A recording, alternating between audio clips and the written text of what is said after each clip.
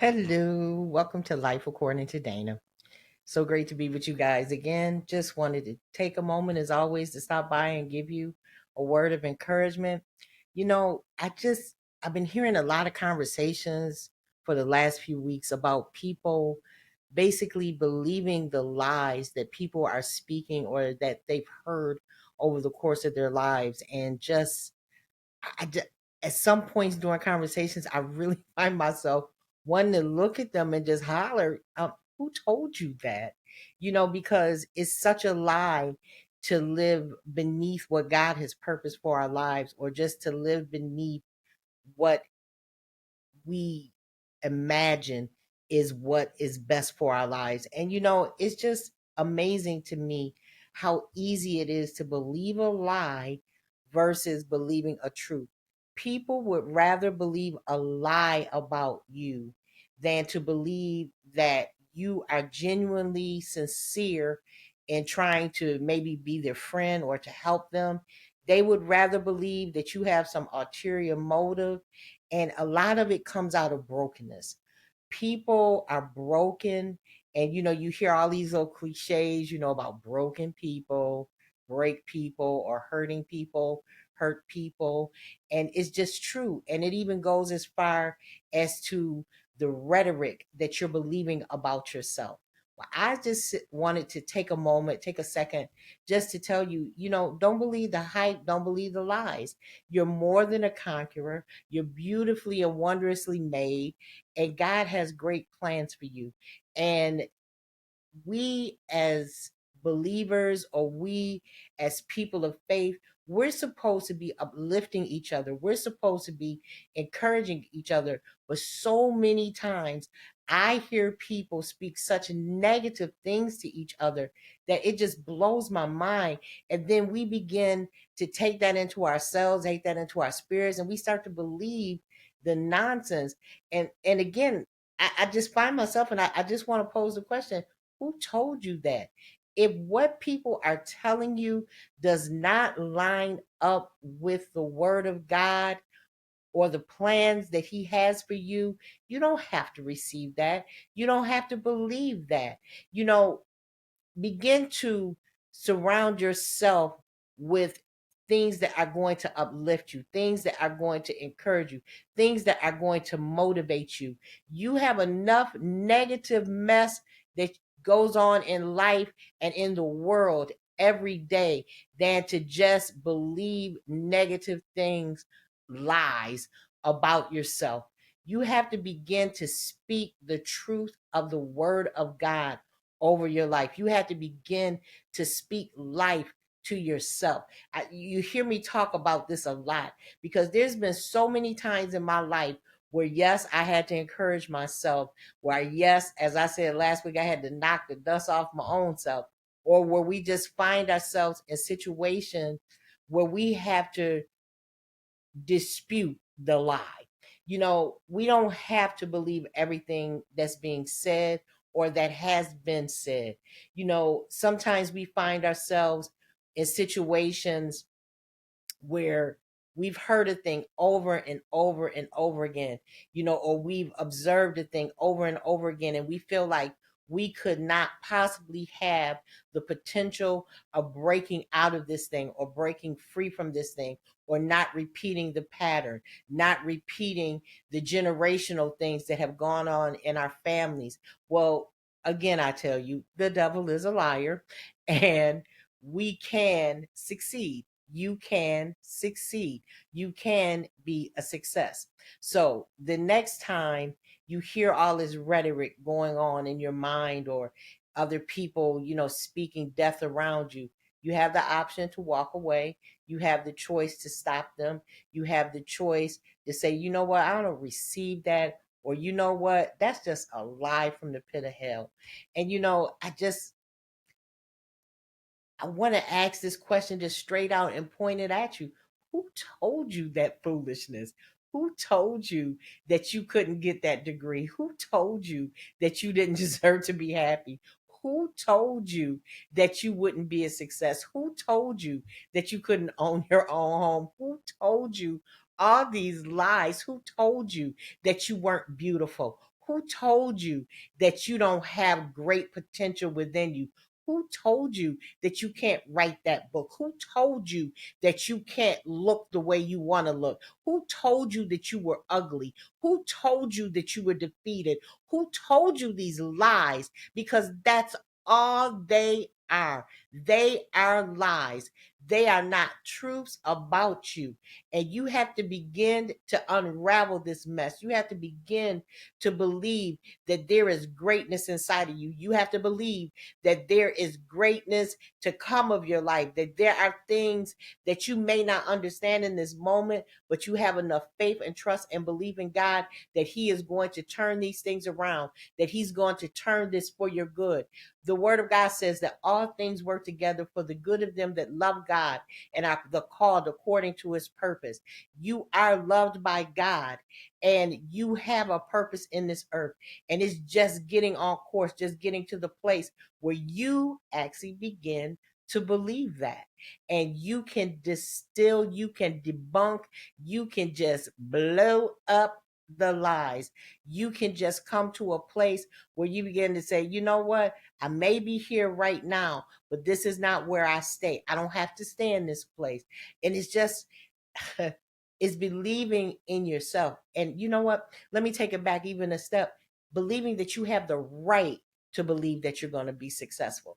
Believing in the fact that you are loved and that you have value and that you are wonderful and that you are great and there is greatness in you.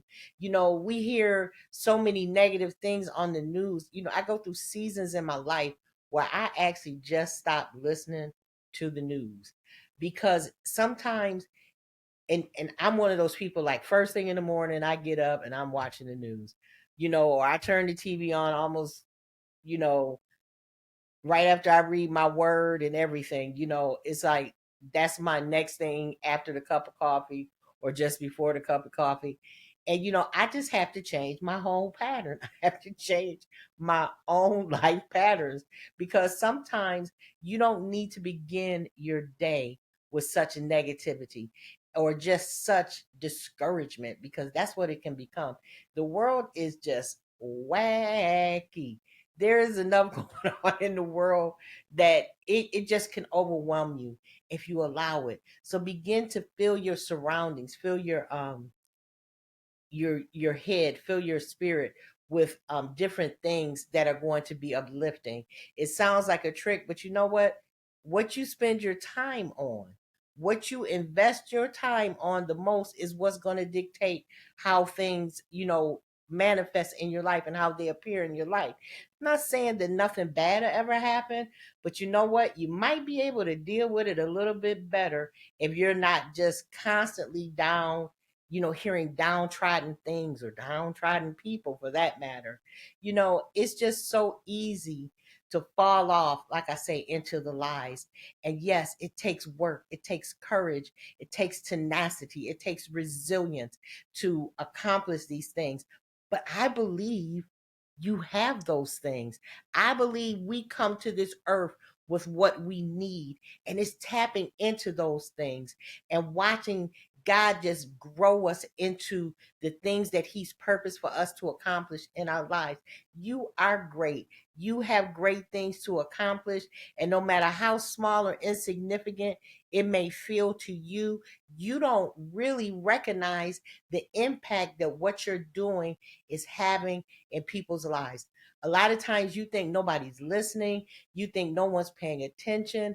And then, you know, maybe 5 years down the line, somebody comes and tells you, you know, I just wanted to thank you, you know, for a word of encouragement you gave me, or you told me I looked beautiful today, or you told me I did a good job, and I really needed that reassurance. So, you know what? Sometimes don't make it about yourself. Sometimes make it about the people around you. Speak life to them, lift them up, encourage them. You know, don't make it all about you. Just sometimes take a moment to encourage, you know, somebody else. Tell the person that's checking you out at the grocery store, have a nice day. What does that take from you to be kind? You know, it blows my mind. I talk to my older brother Byron about this a lot. You know, we talk about how people actually get surprised when you're kind. They get shocked when you smile at them.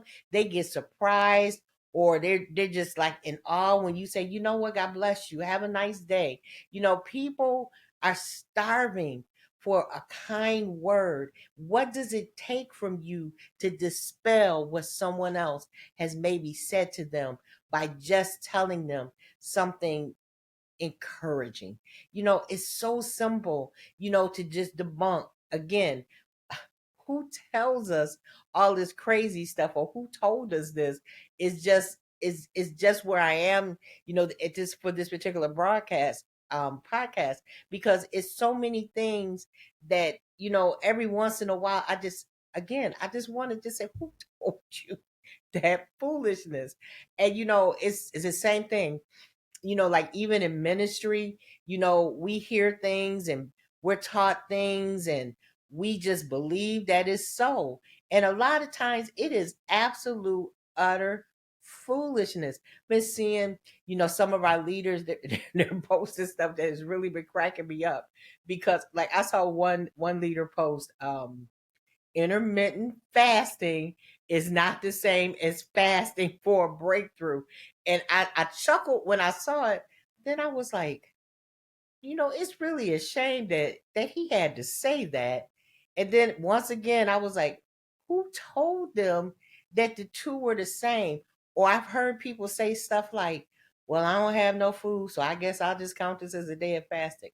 That is not how that works. But I'll talk about that later. And we learn things. I talked about it in one episode, foundationally flawed, where we just learn things wrong. But because we learned it that way, we just take it as the gospel and think it's all right. And, there was a saying that said grandma taught it and everybody bought it, and it's like, check yourself. Who told you that? Who told you that it was your fault that somebody cheated on you? Who told you that abuse was okay?